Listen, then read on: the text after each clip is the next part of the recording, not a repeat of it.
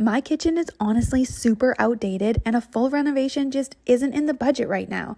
But instead of waiting for the perfect time, I decided to start with one small project that could actually make a big impact. The first step was taking out the old light and fan, and this instantly opened up things and gave me a blank slate to work with. From there, I started building out the frame for a custom looking range hood, but that's not quite what it is. I kept it really simple and budget friendly using materials I already had and are easy to work with, but still give it that custom look. One of my favorite parts of this project is that it's not just for looks, but it's actually going to add a lot of function to our space, which arguably is the most important type of kitchen upgrade. I used spackling to smooth everything off, and then I sanded it when it was dry, and I gave it 2 coats of paint. After the hinge was added and everything was in place, I made use of the functional space by adding pantry items and large serving platters, and that's how I upgraded my kitchen in a weekend with only spending $15. I completely changed the feel of this whole space and made it look so much more intentional and custom without the cost of a full renovation. Today's project starts with a few end tables that you can pick up from your local Walmart or IKEA, and they're simple to put together. Just turn the end table upside down and screw those legs right in. It's very sturdy and very strong once you get it done. But what we need to do is put a wheel on the bottom to make this table mobile. So we got to get a drill bit. Get one that's the correct size, and you will drill at the bottom of the leg. What we need to do is drill all 4 legs just once right in the center. Just go ahead and get that through and clean it up. But the problem is we can't just stick those threaded wheels in there. So get a nut that will fit on the end of those threads, and we've got to glue it to the bottom of the leg. But we want to make sure we add a washer to give it some strength. So I grabbed a wood dowel, just enough where the nut sticks right on it, and then I will grab the washer and stick that in there. What that does is allows both of those to stay together, allows them to glue. Stick it in the back of a piece of styrofoam, and you're going to do this for 4 different pairs. Once you get all of those in, they're going to hold up nice and easy. Now the next thing we need to do is we're going to use a 2-part epoxy. Mix only enough that you need at a time. You're going to use this whole container on this project. When you mix it together, it doesn't take more than about a minute, and you want to get it to a milky clear color. Now this is a little different than normal gluing. This epoxy is very strong once it dries, and it holds up in about 5 to 10 minutes. We're going to take the epoxy and put it around the edge of the bolt next to the washer.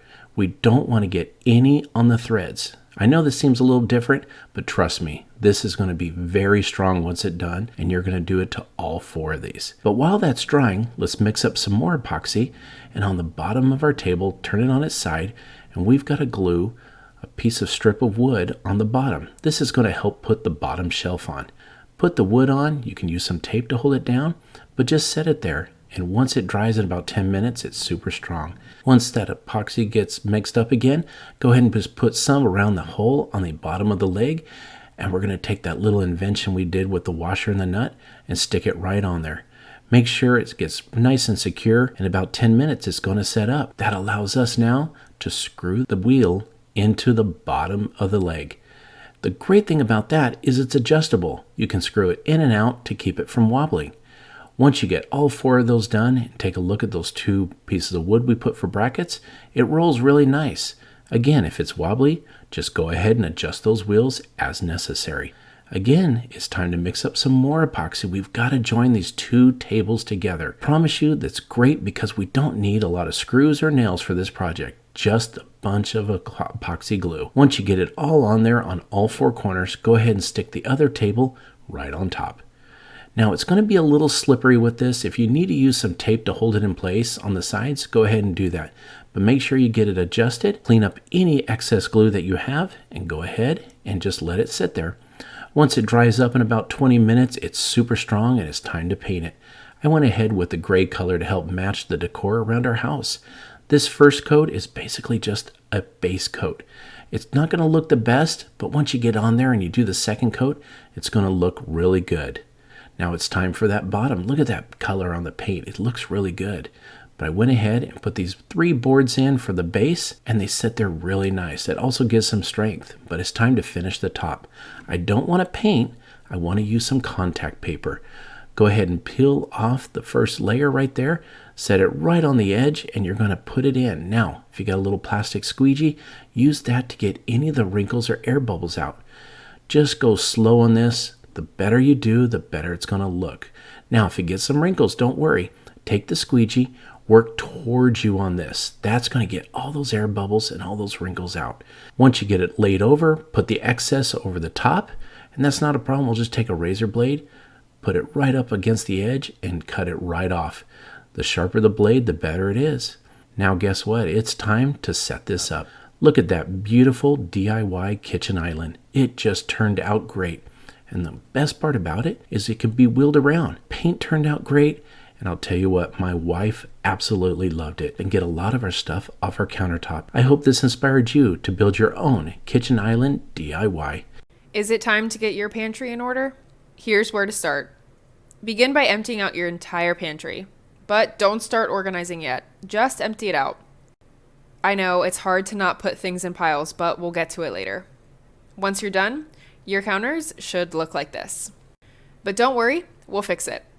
Next, clean and measure your space. Don't go shopping before you measure to avoid buying too many things or things that don't fit. I'll be using a few different organizers like clear plastic bins, wicker baskets, turntables, and airtight containers. Next, figure out your design. This took me a little to get the look I wanted down, but don't be afraid to change it up a few times. Once your design is set, start refilling your pantry. I utilize a turntable for cans that normally take up a lot of space. This helped me to organize them in one place, but still keep them at arm's reach. You could also use a turntable for things like spices, oils, or even baby food. I used a wicker basket to store vegetables like potatoes and onions for easy access, but without the ugly bags. Using airtight containers for snacks eliminates bulky bags and lets you see how much snack you actually have left. Clear organizers are great for storing items like breads or even baking supplies. In a different cabinet, I moved baking materials to a higher shelf since it's not something I access every day. This freed up a ton of space in my pantry. So once I categorized each bin and returned the design to how I figured it before, my pantry is done. How much better does this look? Everything makes sense for my home and my lifestyle, and it's super easy to find. I hope this inspires you to tackle your messy pantry.